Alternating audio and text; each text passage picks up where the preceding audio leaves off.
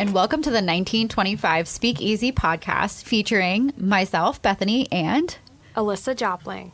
We are here today with a special guest from our culinary department. Most of you will know who she is, but you won't know a whole lot about her. So we're hoping that she can share some of her experience, a little bit about the behind the scenes of our culinary department, what's already happened in events this winter, what's to come, and some new menu items or just ways that you can take a look at new menu items so that you're aware. So with that being said, we're going to introduce Executive Chef Carolyn Torres. Hey, Bethany and Alyssa, thank you for having me. Of course. We're very excited to have you today. So, Chef Carolyn, obviously you're now our Executive Chef. How long have you been at Rehoboth? I've been here about 3.5 years now. Wow, time flies. I really know. That's awesome. So you've been here about 3.5 years, but obviously you had a career prior to joining us at Rehoboth. What led you to becoming a chef in general? How did your culinary journey start? Well, it really started because I always loved to cook.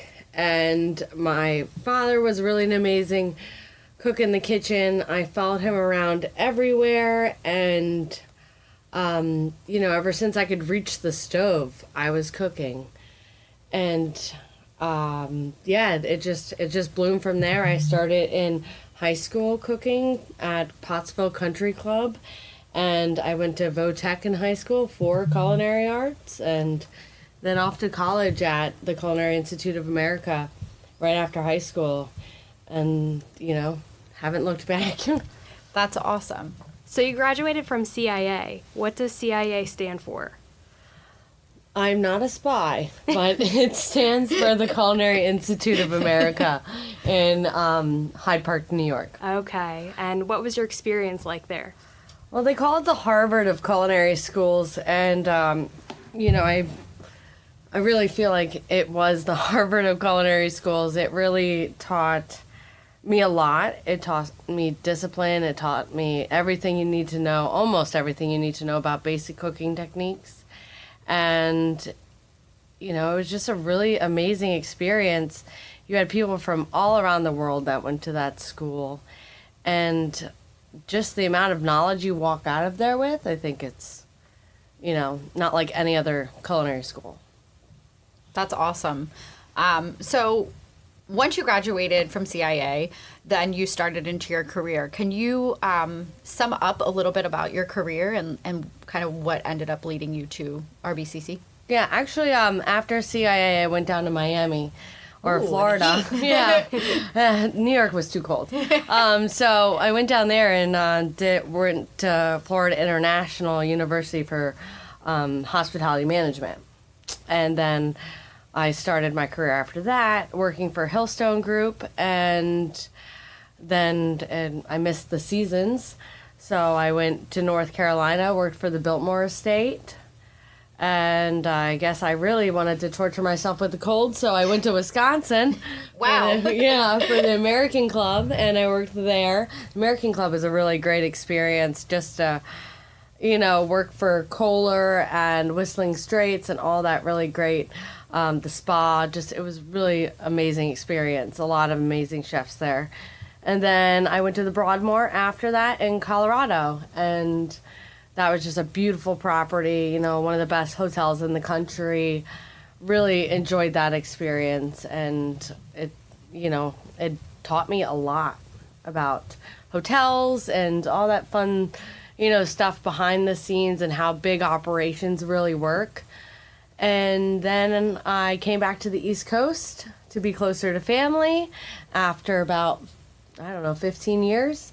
And then I went to Peninsula before this. I landed at the Peninsula Golf and Country Club for about 7 years. And then I traveled across the water over here. That's great. So you really hit every weather that you possibly could get along the way. Yes. From the mountains of Colorado to Florida. I really like the beach, though. Yeah. So I had to come back to the beach. I feel like everybody always thinks the grass is greener on the other side and says, I'm going to head to Florida because it's warm weather. But then you realize you don't get the seasons. Absolutely. I did that same thing. I for did too. A moment, I was like, I'm going to live in Florida. And then I said, but wait a second. Fall is like my favorite. Yeah. What am I doing to myself? And then Christmas doesn't feel like Christmas. Yeah, true. Because there's no cold, there's no mittens. You know what I mean? Yeah. It didn't feel like Christmas. It didn't feel normal. I think Yeah. right now, though, all of us want to be in Florida. Oh, That's for very sure. true. That's very true. Well, it sounds like you have had some great experience throughout your time at CIA and then throughout kind of your work history leading you here to Rehoboth Beach Country Club. So what is your favorite thing now about being part of the Talon Tribe and being here at Rehoboth Beach Country Club? I think just the team itself, and I know probably everybody says the team, but it really is. I have an incredible culinary team back there, and they're really all passionate about what they do. And that really makes a difference coming into work and being like, how can we create something new? How can we create? And that's always been the best part about culinary is just the creation and the creativity. Everything that we do is just so exciting. Even, the normal day-to-day stuff is just, it makes it better because of the people I'm surrounded with. And also the other team, the rest of the team, I came here after interviewing with, C and Jerry and Spaska, and I was like, those are the people that I want to be around. It made a big difference. So it's definitely the team and, of course, the membership. I don't know everybody yet, but I'm working on it, and they seem very supportive. It's always hard to meet all of the members. I'm going to try. Yeah, but you can always try. We can always try. So speaking of the team, we just had our Hell's Kitchen night. Shout out to Gen Z, the red team, for winning that. Can you tell us a little bit about that and how that came to be? Yeah, that was a really fun event. Just the vibes in the kitchen all week long on that, and even the week after. It was really great to see the team divided but still came together. And it came about because I really wanted competition in culinary kind of goes hand in hand. We really like to, compete with especially each other. And the idea came from that show on Netflix, that Gen Z show. From the CIA, but it was just, okay, I have Gen Z. I have so many Gen Z. My young sous chef is Gen Z. And then I have an older school, another sous chef that has, it's just been around the block a little bit more. And the kitchen is very, not divided, but we have an almost equal amount of both. So it would just... I thought it'd be cool to put them against each other. You're right. And it was. They loved it.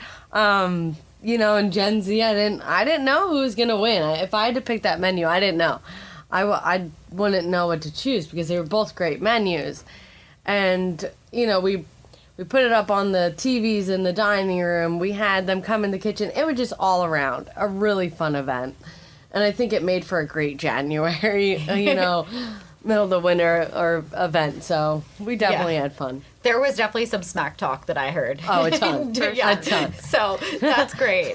I'm glad it was something that the members could enjoy as well as the staff. I mean, I noticed on the social media accounts when Alyssa posted some things about Hell's Kitchen, there was people that were, commenting, saying how great it was or different notes on the video, the picture. So that was great. Yeah, it really was a great event. Yeah. So leading into this winter time, I know you just had a cooking class last night. You are heading into the winter season, and I think you're doing some more things. Do you want to tell the membership about what's up and coming? Yeah, the cooking class on the site was a lot of fun. We did fresh pasta, risotto. We seared some scallops. We're doing them a little different. We're making more hands-on this winter time. So I'm bringing everybody into the kitchen.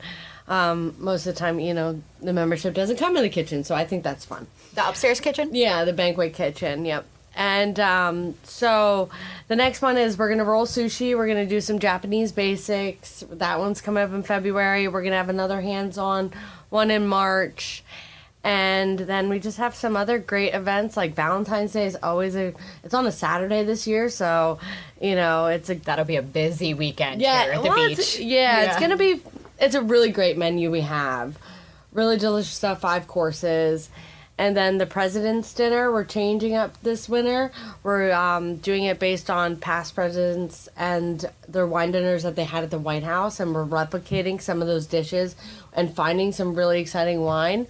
Kyle is really excited about some of the wine he's finding for that, and also his trip to New Zealand. So the New Zealand wine dinner is going to be great as well. That's awesome. So he's actually going to New Zealand. He did. He did. Oh, that's right. Yeah, he did last year, last year.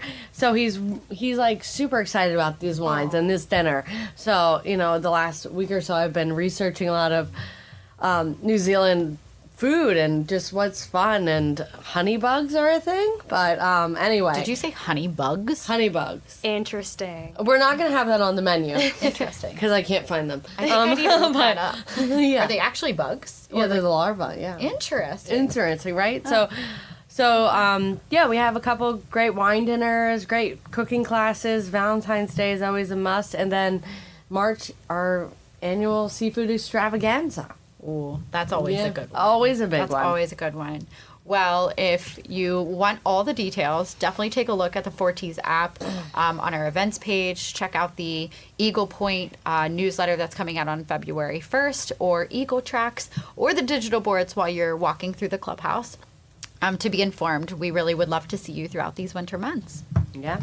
Well, speaking of winter months, that tends to be the time when all of your tribe members actually work really hard planning for the new season, coming up with our events calendar. We are working on all the initiatives, the calendars, the graphics, everything, so that we can be prepared as we head into the summertime. So with that being said, I know, Alyssa, I believe you've been working on quite a few new menus for Chef Carolyn and the team. So, Chef, do you want to tell us a little bit about what those new menus are, or new menu items that are coming out? Yeah, so one of the big changes that we have is going to be on the dinner menu. I think we are putting Friday, we're going to have about 8 or 9 new items going on the dinner menu, and a lot of great feedback from the Hell's Kitchen dinner items and some of the appetizer items. So we were like, let's put them on the menu for the people that didn't get to come but still want to experience the food. And we have the scallop dish, which I believe we had a comment card that said best scallops ever. So awesome. that had to go on the menu from the Gen Z team. Vilasabuco is going on the menu. It's a perfect wintertime dish. You can't beat it. And it's just really delicious, nice and hearty for one of those cold days like this. And then the Gen Z chicken, the sticky drumsticks, were really a big hit. So we're putting those on the Eagle's Nest exclusive menu, which is for the bar. It's also going on the happy hour menu. So it's just something you can experience right there in the Eagle's Nest anytime you come in from 3:30 on. So I know the happy hour menu runs the 3:30 to 5:30. 5:30. Yeah. The Eagle's Nest exclusive. Can they get that menu at any time in the Eagle's Nest? After 3:30. We have the Anytime lunch. after Yeah, we have 3:30. the lunch menu before that. But of course, if somebody asks, We try to do try what we can. Yes, exactly.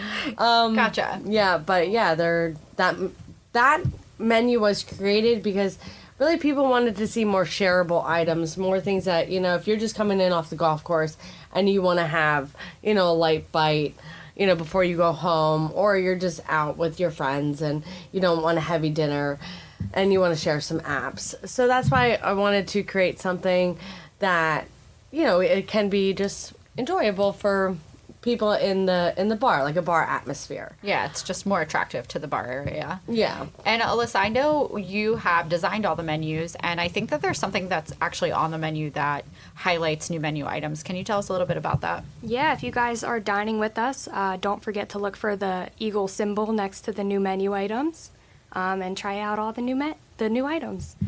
That's what I thought. So you want to be looking for the eagle, and Yes. that'll indicate that. Do you know, for the Hell's Kitchen items, is there going to be anything that says like it's a Hell's Kitchen item? That might be kind of cool. Yeah, you're going to want to look for the flame next to the menu item. We'll have a little red flame for Gen Z, and then a blue flame for the old school. That's awesome. Cool. Well, it sounds like we have a lot of great menu items coming up, a lot of great menus, and a lot of great events. So members will definitely want to make dinner reservations, event reservations. You can do that using the members website or the Forties app. And to just finish us out on the podcast with Chef Carolyn, we're just going to ask her a couple other questions so you can get to know her. Alyssa, you want to start with one? Yeah, so Chef, do you have a favorite dish that you like to make? I think everybody asks his chef that. So my answer is always queued up, but no, it's Thanksgiving. It's my favorite meal to eat. It is my favorite meal to cook. Just everything about that meal. And I'm super traditional in what I make with the stuffing, mashed potatoes, the turkey. Very traditional, but it's all from scratch and it's all delicious and usually prepared perfect. So I love that. Your family probably loves having a chef in the family that really enjoys cooking Thanksgiving. Yeah, it's probably they come. Yeah. They come to the house. They come. So, all right. So you love to cook Thanksgiving. Is there like a staple equipment item in your kitchen that you just like could not live without? Pot, pan, spatula. I don't know. What is it that like you just really would miss? Two things. I have one chef knife that I had since I was 16. Wow. And it's, really old, and you need one knife in the kitchen. It's a chef's knife. You need a good chef's knife. Yeah. It's going to last you forever. So you have to have that. But a pan, if you don't have a wok in your kitchen, which probably sounds crazy, but you can do everything in a wok. You can boil, you can, pan fry, you can saute, you can do everything in a wok. So I would say a wok. I actually have a wok, and I do love mine. You can use it for everything. I got it doesn't mine as a only Christmas have to, present, and I would have never like thought to buy myself a wok, but now I use it all the time. Yeah, I All guess the I got to time. get a wok now. Yeah, you do. have to. You will use that thing for everything. Maybe not scrambled eggs, unless they're going in your fried rice. But I'm telling you, you use it for everything. If you get one, you'll have to report back and on the podcast. Oh, definitely. I will. Yes. I'll add it to my Amazon cart. Yeah, definitely a wok. So besides being an executive chef, is there anything else that you'd like to do outside of work? Well, I have a really amazing little family, and I have a 2.5-year-old daughter. Well, she's almost 2.5, named Avery, and then I have Corey, and then I love being a mother. Yeah. So yeah, That's crazy to think she's 2.5. I know, it's the time flies. It's going way too fast. She needs to stop growing. She needs to stop growing. What is your favorite thing that she does right now? Well, she's 2.5, so it's hard to say. No, She's in her terrible twos. Is that what you're telling me? No, she loves to sing, and it's so random, but she'll just start singing songs, like the ABCs are her favorite. Oh. And then she'll be like, Twinkle, Twinkle, Little Star, but it'd be out of nowhere. I love that. Yeah, and she'll just be like, just start singing. And then I start singing, and she goes, no, Mom. No, Mom, the I star. sing. And you can't see Chef Carolyn's face, but that no mom was like very serious. Yeah, she is so serious. I don't know where she gets her faces from. No, she is. She just starts singing, and then in the bathtub, she holds where the faucet where the water comes out, and she pretends it's a microphone, and I'm like, Oh. I don't know where you get that from. That's Where did you awesome. learn She's that? a star. Yeah. I can't wait to see what she does later on. I know. That's great. So obviously you have your little family that you love dearly, and I think you have some dogs in the house. One, two? Two. And then what else do you like to do? Is there anything outside of the doggos, the family, that, you really enjoy? I read a lot. I like, a good book. And mostly stuff about cooking or chefs or memoirs or, now leadership, stuff like that. Really, and then that's all I have time for. That makes sense. Hey, that's a complete hobby set. If you ask me. Right? And walking. I walk the dogs a lot, but I think that goes hand in hand with dogs. Yeah. So, it does. but that's, But work. you got to be passionate about that. to do Especially it. when it's 19 degrees. Yeah. It's like, I got a 3-year-old golden. I got to go. Yeah. She can't be inside. Well, is there anything else that you want to share with the membership before we wrap up? Yeah, if whenever you're here, whenever you come to the club and I'm on the floor, you want to see me or you have comments or feedback or anything, I'm always willing for all of that great stuff, or not as great stuff, but we we really have a great culinary team, and I hope that everybody is enjoying the food. And if you have any special requests, if you have anything that you would like us to do, and we can accommodate it, we definitely will. We're really here for the membership, and I like to think that everybody in the team really believes that. So anything special, you let us know, we'll make it happen. Awesome. So Chef's Kitchen door is mostly open. Oh, yeah. Good way to put that. Good. Yeah, it's always open. Come on in. Awesome. Well, thank you for joining us for another episode of the 1925 Speak Easy podcast. Until next time, bye. Thanks for listening.